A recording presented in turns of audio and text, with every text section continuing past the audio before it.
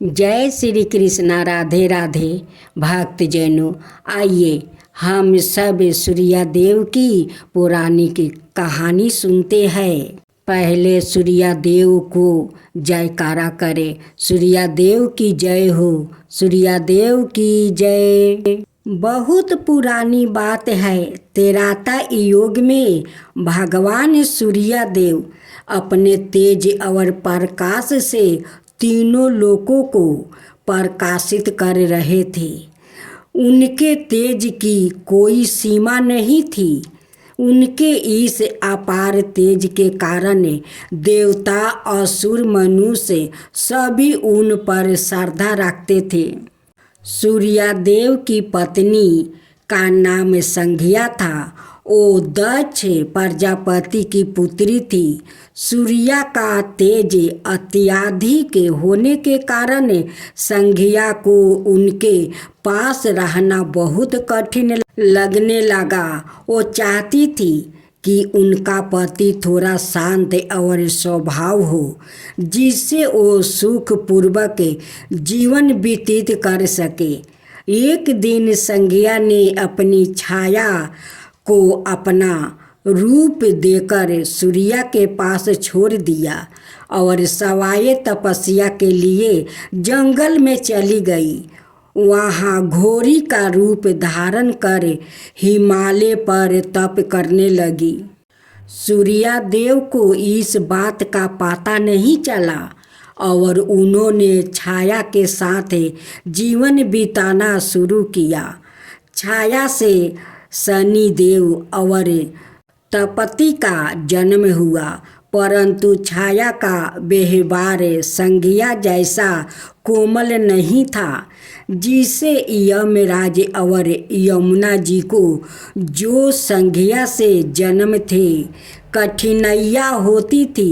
एक दिन यमराज को श्राप देने के कारण सूर्या देव को संदेह हुआ और उन्होंने छाया से सच्चाई पूछी। जब छाया ने सच्चाई बताई कि वह संज्ञा नहीं बल्कि उसकी परछाई है, तब सूर्या देव अत्यंत व्याकुल हो उठे और संज्ञा की खोज में निकल पड़े। सूर्या देव को जब यह गाता हुआ कि संज्ञा घोड़ी बनकर तपस्या कर रही है, तब उन्होंने सवाए भी अश्वा रूप धारण कर लिया और उनके पास गया। तब संज्ञा ने सूर्या देव को पहचान लिया और अपने तेज को सहन करने का वर मांगा। भगवान सूर्या ने तब अपना तेज कुछ कम कर दिया ताकि संज्ञा उनके साथ सुखपूर्वक रह सके। अश्वा रूप में रहने के दौरान संज्ञा और सूर्या देव से यह कथा हमें यह सिखाती है कि तेज, शक्ति और ज्ञान के साथ संवेदनशीलता और संयम भी जरूरी है। रिश्तों में सत्य और समझ आ जाए तो दोनों की आवश्यकता होती है। सूर्या देव न केवल तेजस्वी है बल्कि करुणा और धैर्य के प्रतीक भी है। श्री कृष्णा। राधे राधे भक्त जैनों, पहले हमें रविवार की पूजा विधि जानते हैं। रविवार सूर्या देवता की पूजा का वार है। जीवन में सुख, समृद्धि, धन, संपत्ति और शत्रुओं से सुरक्षा के लिए रविवार का व्रत सर्वश्रेष्ठ है। रविवार का व्रत करने वो कथा सुनने से मनुष्य की सभी मनोकामनाएं पूरी होती है। मान, सम्मान, धन, यश और उत्तम स्वास्थ्य मिलता है। सूर्या का व्रत 1 बरस या 30 रविवारों तक अथवा 12 रविवारों तक करना चाहिए। रविवार को सूर्योदय से पूर्व बिस्तर से उठकर शौच और स्नादि से निवृत्त होकर स्वच्छ लाल रंग के वस्त्र पहने, तत्पश्चात घर के ही किसी पवित्र स्थान पर भगवान सूर्य की स्वर्ण निमिरित मूर्ति या चित्र स्थापित करे। इसके बाद विधि विधान से गंध पुष्पादि से भगवान सूर्य का पूजन करे। पूजन के बाद व्रत कथा सुने। व्रत कथा सुनने के बाद आरती करे। तत्पश्चात सूर्य भगवान को स्मरण करते हुए ओम हन्ने हिन्ने होने सा सूर्याय नमः इस मंत्र का 12 या 5 अथवा 3 माला जप करे। जप के बाद शुद्ध जल, लाल चंदन, अक्षत, लाल पुष्पा और दूभा से सूर्य को अर्घ दे। सात्विक भोजन और फलाहार करे। भोजन में गेहूं की रोटी, दलिया, दूध, दही, घी और चीनी खाए। रविवार के दिन नमक नहीं खाना चाहिए। तो साथियों, हम सब रविवार व्रत की पौराणिक गाथा श्रवण करें। प्राचीन काल में एक बुढ़िया माई रहती थी। वो नियमित रूप से रविवार का व्रत करती थी। रविवार के दिन सूर्योदय से पहले उठकर बुढ़िया माई स्नादि से निवृत्त होकर आंगन को गोबर से लीप कर स्वच्छ करती थी। उसके बाद सूर्य भगवान की पूजा करते हुए रविवार व्रत कथा सुनकर सूर्य भगवान का भोग लगाकर दिन में एक समय भोजन करती थी। सूर्य भगवान की अनुकंपा से बुढ़िया माई को किसी प्रकार की चिंता और कष्ट नहीं था। धीरे धीरे उसका घर धन धनाय से भर रहा था। उस दिन बुढ़िया माई को सुखी होते देखकर उसकी पड़ोसिन उससे जलने लगती है। बुढ़िया माई ने कोई गाय नहीं पाल रखी थी और वो अपनी पड़ोसिन के आंगन में बंदी गाय का वो गोबर लाती है। पड़ोसिन ने कुछ सोचकर अपनी गाय को घर के भीतर बांध देती है। रविवार को गोबर ना मिलने से बुढ़िया माई अपना आंगन नहीं लीप सकी। आंगन ना लीप पाने के कारण उस बुढ़िया माई ने सूर्य भगवान को भोग नहीं लगाई और उस दिन सवाए भी भोजन नहीं किया।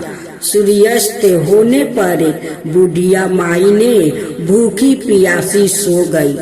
प्रात काल सूर्योदय से पूर्व उस बुढ़िया माई की आंख खुली तो वो अपने घर के आंगन में सुंदर गाय और बछड़े को देख कर हैरान हो गई। गाय को आंगन में बांधकर उसने जल्दी से उसे चारा लाकर खिलाई। पड़ोसन ने उस बुढ़िया माई के आंगन में बंधी सुंदर गाय और बछड़े को देखा तो वो उसे और अधिक जलने लगी। तभी गाय ने सोने का गोबर कर दिया। गोबर को देखते ही पड़ोसिन की आंख फटी के फटी रह गई। पड़ोसिन ने उस बुढ़िया माई को आस पास ना पाकर तुरंत उस गोबर को उठा लेती है और अपने घर ले जाती है और अपनी गाय का गोबर वहाँ राख आई। सोने के गोबर से पड़ोसिन कुछ ही दिनों में धनवान हो गई। गाय प्रतिदिन सूर्योदय से पूरब सोने का गोबर किया करती थी और बुढ़िया माई के उठने के पहले पड़ोसिन उस गोबर को उठा कर ले जाती थी। बहुत दिनों तक बुढ़िया माई को सोने के गोबर के बारे में कुछ पता नहीं चला। बुढ़िया माई पहले की तरह हर रविवार को भगवान सूर्य देव का व्रत करती रही और कथा सुनती रही। लेकिन सूर्य भगवान को जब पड़ोसिन की चालाकी का पता चला तो उन्होंने तेज आंधी चलाई। आंधी का प्रकोप देखकर बुढ़िया माई ने गाय को घर के भीतर बांध दिया। सुबह उठकर बुढ़िया माई ने सोने का गोबर देखा। उसे बहुत आश्चर्य हुआ। उस दिन के बाद बुढ़िया माई गाय को घर के भीतर बांधने लगी। सोने के गोबर से बुढ़िया माई कुछ ही दिनों में बहुत धनी हो गई। उस बुढ़िया माई के धनी होने से पड़ोसिन बुरी तरह जल भूनकर और राख हो गई और उसने अपने पति को समझा बुझाकर उसे नगर के राजा के पास भेज दिया।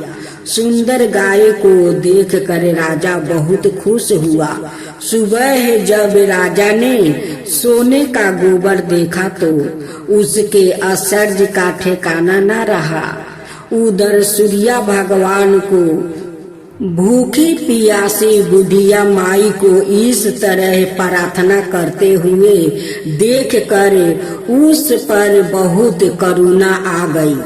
उसी रात सूर्य भगवान ने राजा को सपने में कहा, राजन, बुढ़िया माई की गाय वो बछड़ा तुरंत लौटा दो, नहीं तो तुम पर विपत्तियों का पहाड़ टूट पड़ेगा, तुम्हारा महल नष्ट हो जाएगा। सूर्य भगवान के सपने से बुरी तरह भयभीत राजा ने प्रात उठते ही गाय और बछड़ा बुढ़िया माई को लौटा दिया। राजा ने बहुत सा धन देकर बुढ़िया माई से अपनी गलती के लिए क्षमा मांगी। राजा ने पड़ोसिन और उसके पति को उनकी इस गलती के लिए दंड दिया। फिर राजा ने पूरे राज्य में घोषणा करवाई कि सभी स्त्री पुरुष रविवार का व्रत किया करो। रविवार का व्रत करने से सभी लोग के घर धन धनाई से भर गया। राज्य में चारों ओर खुशहाली छा गई। स्त्री पुरुष सुखी जीवन यापन करने लगा और सभी लोग के शारीरिक कष्ट भी दूर हो गया। तो बोलो सूर्य भगवान की जय, रवि देवता की जय। अब दूसरी कथा श्रवण करें। बहुत पुरानी बात है। एक छोटा सा गांव था जहाँ घने पेड़ थे, मिट्टी की सुगंधी गंध थी और हर सुबह पंछियों की चहचहाटे गूंजती थी। उस गांव के आखिरी शिखर पर एक टूटी फूटी झोपड़ी थी। मिट्टी की दीवारें, खपरौल का घर था और बरसात में टपकते छींटा उसकी झोपड़ी में जाती थी। उसी झोपड़ी में एक बुढ़िया माई रहती थी, सयामनी। उनका नाम था सयामनी। सयामनी अब बहुत वृद्धा हो चुकी थी। वो बाल सफेद हो चुके थे, कमर झुक गई थी, शरीर सूख कर काटा हो गया था, लेकिन आंखों में एक रोशनी थी, सूर्य की रोशनी। पति को खोए हुए 10 सालों बीत चुके थे। संतान कोई नहीं थी और नहीं कोई भाई बंधु भी नहीं। गांव में सब उसे पगली बुढ़िया कहते थे, लेकिन वो हर सुबह एक हाथ में लाठी और दूसरे हाथ में एक मिट्टी का लोटा लेकर गांव के बाहर एक ऊंचे पर्वत पर जाती थी। एक पत्थर पर बैठ जाती थी वहाँ वो पूरब दिशा की ओर मुख करके बैठ जाती है और सूर्या को निहारती और कांपते ओठों से बोलती, आजा बेटा, माँ तेरा इंतजार कर रही है, देख तुझे जल चढ़ाना है। और फिर जैसे ही सूर्या की लालिमा फैलती वो जल का अर्घ दे देती। एक कांसे के कटोरे से जल गिराता सूरज की किरणों से चमकता हुआ और वो दोनों हाथों जोड़कर कहती, हे सूर्य नारायण, तू मेरा पुत्रा है, तू ही मेरा जीवन है। मेरी झोपड़ी चाहे अंधेरे से भरी हो, पर जब तू चमकता है मेरा हृदय रोशन हो जाता है। लोग हंसते पर माँ अनदेखा कर देती।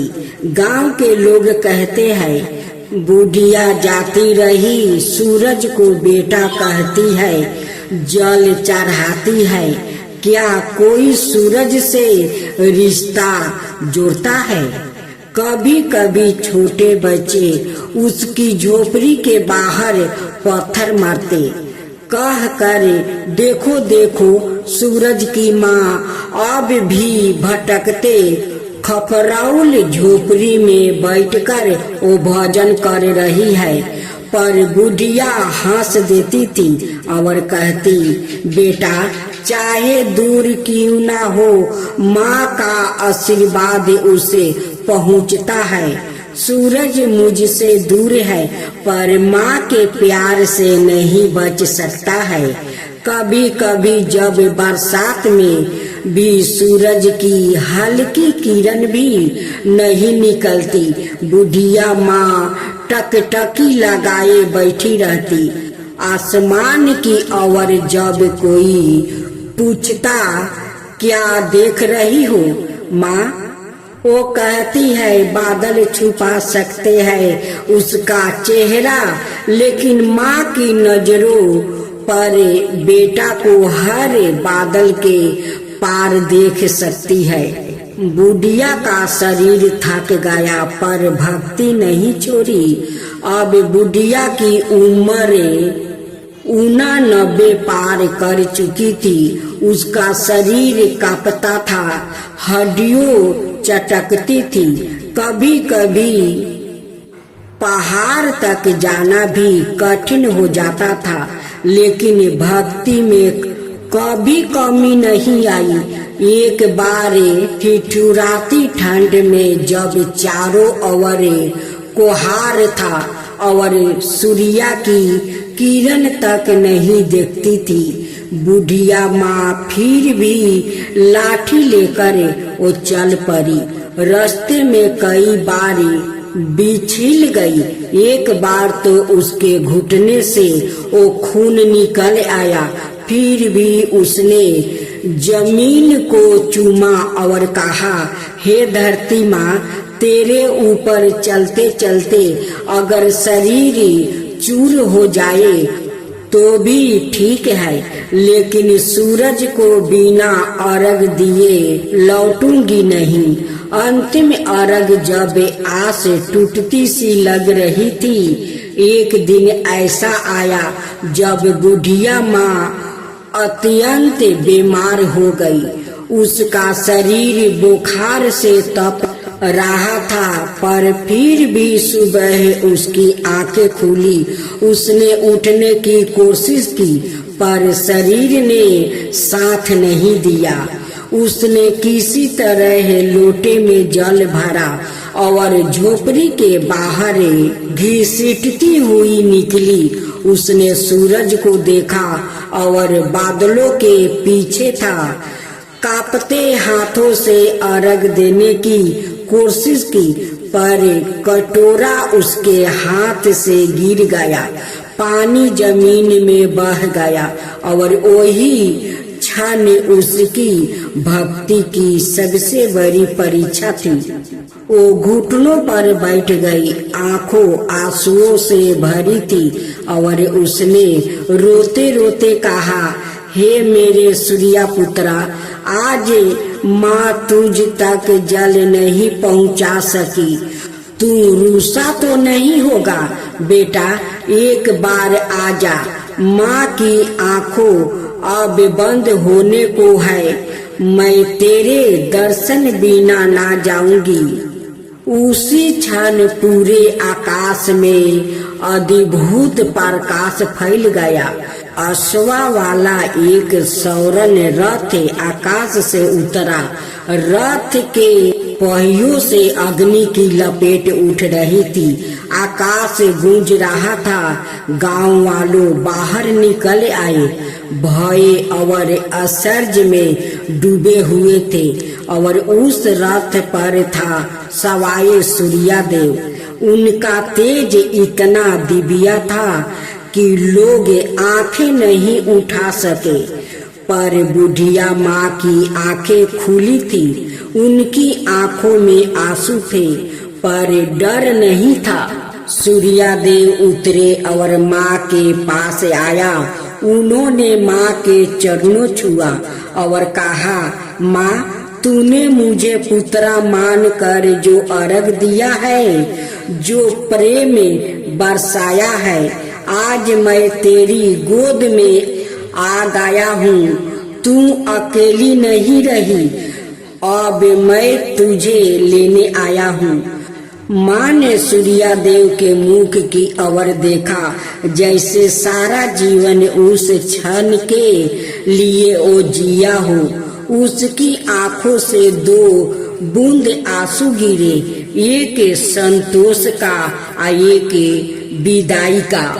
उसने कांपते हाथों से सूर्यदेव का चेहरा छुआ और कहा, बेटा, अब माँ की आंखें बंद हो सकती है। तू आ गया, अब कोई अधूरपन नहीं रहेगा। सूर्यदेव ने उन्हें अपने रथ पर बैठाया। जैसे ही रथ आकाश में ऊपर उठा, झोपड़ी से निकलकर गांव तक एक दिव्य प्रकाश छा गया। सबके हृदय में एक ही भाव जागा, ईश्वर सच्ची भक्ति का तिरिनी होती है। तो बोलो सूर्य भगवान की जय, सूर्यदेव की।